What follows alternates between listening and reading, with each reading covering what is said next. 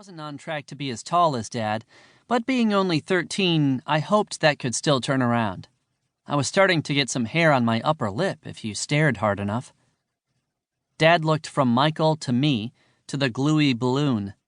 "Well, looks like you found a use for all your grandma's old doilies." Michael laughed. "I'm sure this is what she imagined when she was crocheting them.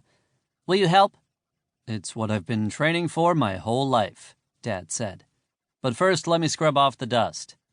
"Be quick," Michael said. "How about you, Jeremiah? Are you up for another?" I tried to look like I was really tempted by the offer. "I think I'm going outside." "To find Sage?" Dad asked. "Hopefully," I said. "Oh, that reminds me," Michael said. He stood up and started rummaging through a pile of papers on the hutch. "I know it's around here somewhere. No. Aha, here." He held an envelope out to me. I took it. 3 names in calligraphy: Sage, Raina, and Lisa. Sage was my best friend from last summer. Raina and Lisa were her moms. "I can invite them?" "Of course," Michael said. "But make sure they know to RSVP ASAP." "Thanks," I said, pulling on my sneakers. "Tell Sage hi," Dad said. "Ask her to save you from Michael's Pinterest projects."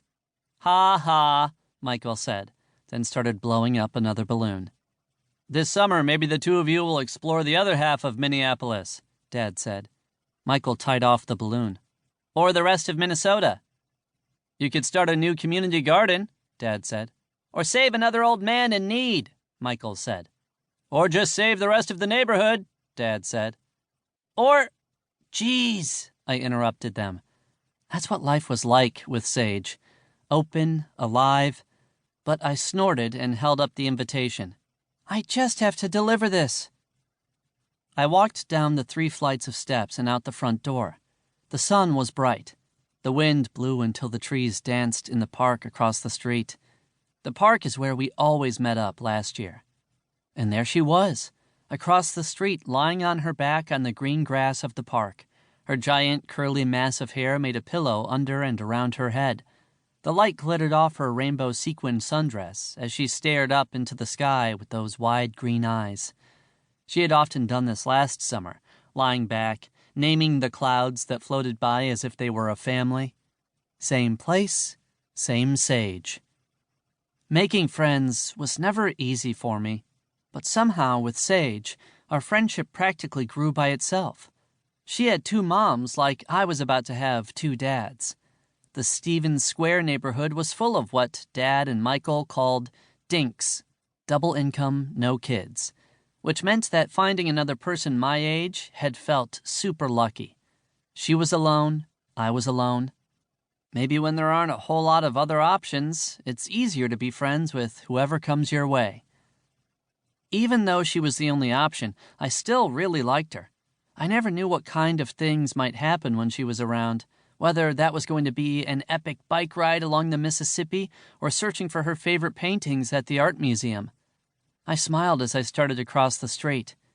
It was only then that I noticed someone was lying next to Sage, another girl her age. She wasn't alone anymore. I was. Chapter 2. There were many problems with the whole staying with Dad for the summer thing.